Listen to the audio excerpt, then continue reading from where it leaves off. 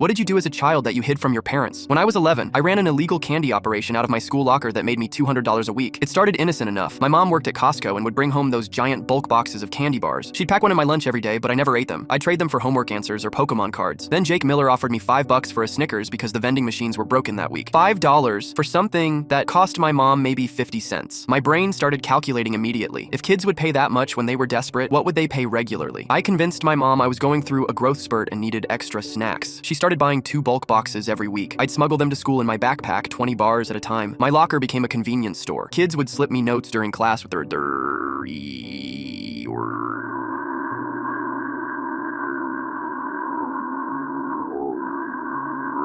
system. Regular customers got discounts, rare flavors cost extra, word spread fast. By week 3, I had kids from other grades finding me between classes. I kept a notebook with everyone's orders, who owed money, who got credit, even had a kid named Marcus working as my lookout during teacher patrols, paid him in candy bars. The money was insane for a 6th grader. I was pulling in $200 weekly, sometimes more during exam weeks when everyone needed sugar rushes. I hid the cash in Ziploc bags inside old shoeboxes under my bed. Told my parents I was saving birthday money. Everything ran smooth for 2 months until Ashley Chen's mom found 15 candy wrappers in her backpack. Ashley was diabetic. Her mom called the principal demanding to know who was selling candy to her daughter. The principal announced over the intercom that any student caught selling food would face immediate suspension. I should have stopped right then, but I had $80 worth of orders already paid for that week. Kids were counting on me. Plus, I just discovered I could order exotic candy online with my profits and resell them for triple. So I got creative, started doing dead drops. Kids would leave money in specific library books, and I'd leave candy in their lockers during bathroom breaks. I memorized which teachers left their rooms during lunch, used different routes every day, felt like I was in some spy movie. Then Marcus got greedy. He wanted a bigger cut. When I refused, he threatened to snitch. I had to pay him $20 a week just to keep quiet, but he got sloppy, started bragging to his friends about his sweet deal. One of them told their older brother, who told Ashley Chen's mom. She went full detective mode, staked out the school, watched kids' behavior patterns, even checked security footage from the hallway cameras. She compiled this whole report and presented it to the principal with my name circled in red marker. The principal called me in during math class. My heart was pounding so hard I thought I'd throw up. He had my notebook. Marcus had stolen it from my locker and turned it in for immunity. Every transaction, every name, 3 months of evidence. They called my mom at work. When she arrived, I'd never seen her face that red. The principal explained how I'd been running what he called a sophisticated black market operation. My mom just sat there silent for the longest minute of my life. The principal wanted to suspend me for 2 weeks. My mom negotiated it down to 3 days of in-school suspension. Plus, I had to write apology letters to every kid I'd sold to. The worst part was watching my mom count the $800 they found in my locker. Her jaw just dropped. On the drive home, she didn't say anything until we hit a red light. Then she turned to me and said, $800? You made $800 selling my Costco candy? I nodded, prepared for the screaming. Instead, she asked how I kept track of inventory and profits. I explained my whole system, the notebook, the pricing strategy, the customer loyalty program. She listened to everything. When we got home, instead of grounding me forever, she enrolled me in a youth business program at the community center. Said if I was going to be an entrepreneur, I might as well learn to do it legally. But she did make me donate every penny to the school library, and I was banned from Costco until I turned 18.